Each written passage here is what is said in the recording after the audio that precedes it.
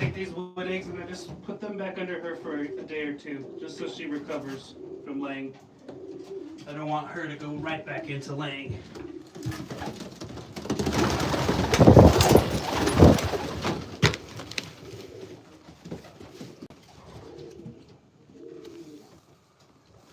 It keeps them, the wooden eggs keep them just in their baby making mode.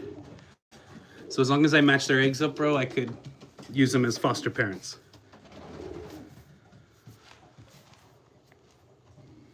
And then I give her the wooden eggs, and that way her body can she could just sit on those wooden eggs for a couple days.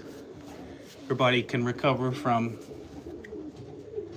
laying the eggs, and then I'll take the wooden eggs and then she'll kick into like